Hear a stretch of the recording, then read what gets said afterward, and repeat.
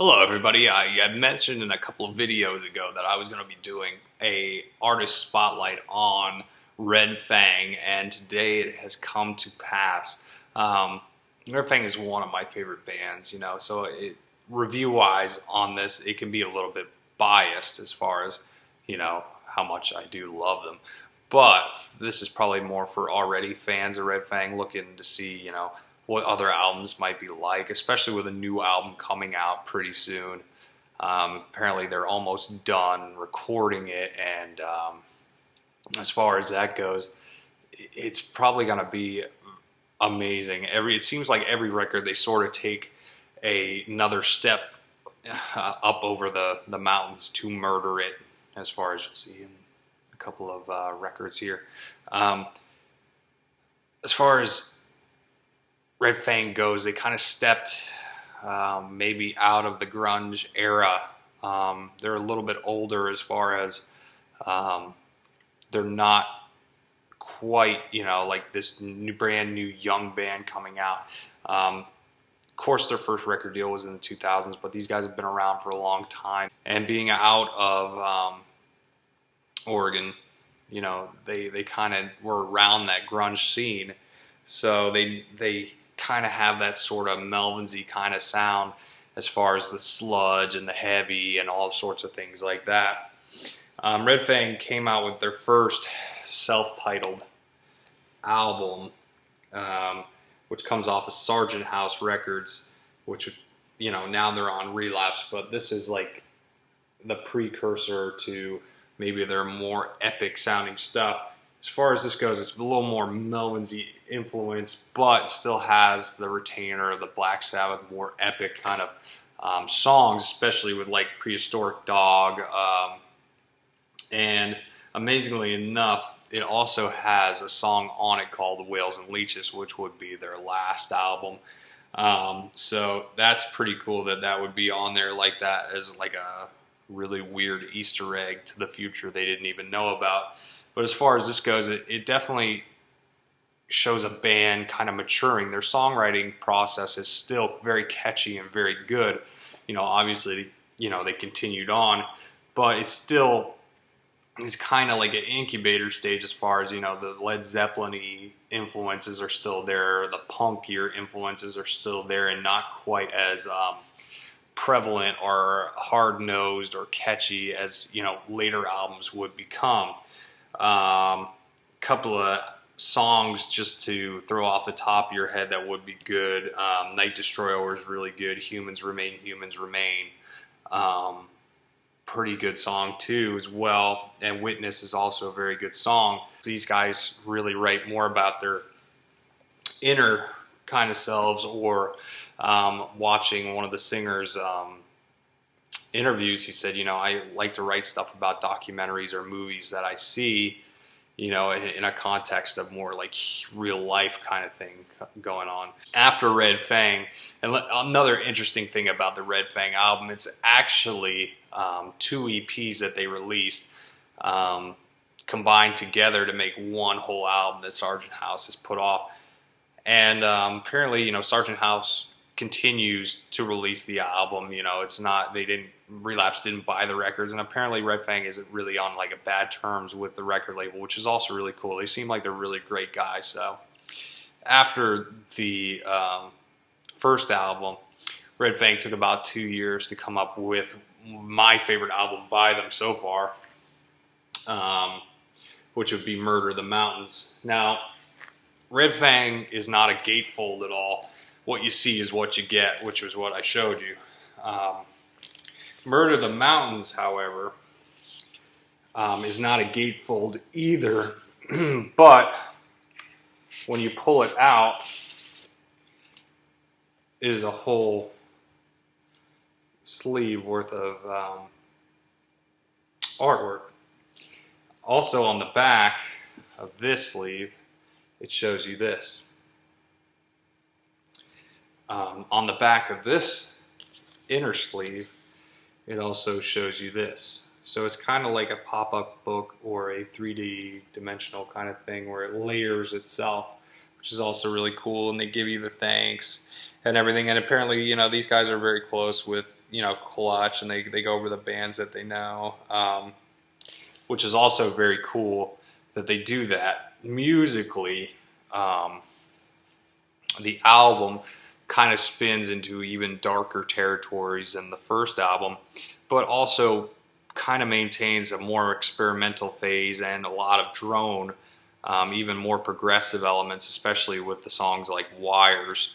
And Wires kind of has elements of maybe a spaghetti western, or even drone-y kind of music like Sleeps, Holy Mountain. It kind of melds all sorts of stuff like that, and it even goes into more like the catchier punk elements with music like Hank is Dead. So it really goes in a whole bunch of different directions and adds to a overall great listening experience.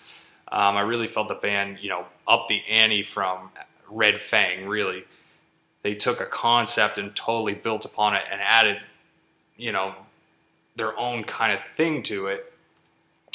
And it's kind of reminiscent of like Led Zeppelin. The first two albums were heavy blues influenced. By the time they got to the third, you had these very kind of folk influences that were apparent on the first two records, but not quite as prevalent. And by the time you got to fourth record, they were an all-around kind of band and continued their experimentation on, which is what really Red Fang does. Into the next album, which would be Red Fang's Whales and Leeches. Whales and Leeches does turn into a gatefold record. And yet again, it's a little more introspective than maybe the other records were, as far as that goes. That is the cover again. As you can see, it has a lot of different animals on it. And I always, too, I take my records actually out of the record. That way it doesn't give you ring wear on the actual record.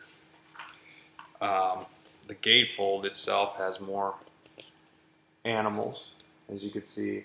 And the cover artwork on this also has graced a lot of t-shirts by the band. I like the UFO thing, animals eating other animals. It's kind of cool the way they kind of spin that together. What you guys might be thinking, though, you said Murder of the Mountains is your favorite Red Fang album. How does Whales and Leeches stack up? I feel as though with Whales and Leeches, Red Fang kind of stayed at the same point. The only reason Murder of the Mountains is my favorite album really is the fact that that was the first one that I heard. I feel like Whales and Leeches is more of a companion piece, kind of to Murder of the Mountains. And probably looking at the next album, probably like surmising where it's going to go, this will probably be the first trilogy of Red Fang albums, and then they'll move on to something else. Or maybe not even make another trilogy again, kind of like what Mastodon did with their first 4 albums, leaking out into, the elements. These kind of deal with a lot of introspection, a lot of weird sci-fi kind of stuff, or even, dealing with war, such as on what happens on Wires. But they always make a very interesting listening experience, and they meld a lot of different genres into one, but it's never so far reaching that it reaches into progressive rock territory. They kind of tease you with that sort of thing, but they make these really, really catchy rock albums that they instantly stick with you. And also to mention, with Red Fang, it seems as though they give you an entire experience, whether it be you buy the album and then you watch the music videos, and the music videos are really well done. They're very funny. They're not very much like the albums as far as they want to go in a dark route. I think that they kind of had to put that up because the albums are very dark. And I watched an interview with the actual singer where he said he's like, I write about dark things. That doesn't mean I want to carry that with me all day. So and definitely like when they're just funny guys. You know, they have a general sense of humor about all things, even on Whales and Leeches. You know, songs like Blood Like Cream are very funny when you actually think about it. You know, if you have a very demented sense of humor. Um, so overall, the Red Fang cat entire discography is very well put together and definitely worth a listen. And I definitely think that they're a band that really should be noticed and brought forth into the heavy metal camp a lot more, and a lot more talked about. They're really a band that is a standalone band and is amazing in themselves. And it's really hard a lot of times with like sludge and drone music, because almost every band kind of takes that counterpoint from Black Sabbath. So to find your own headspace and your own niche within that genre is also really hard, because it all stems from one thing.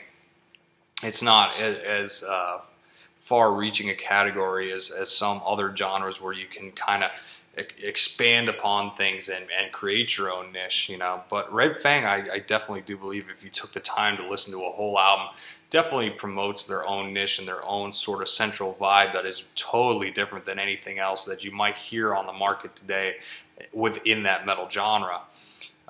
It's also interesting to note that, the two singers totally write differently, but within the music themselves, it gels really, really well and comes up with a really great track listing that is, it never bores you. You're always hearing a sense of different things going on.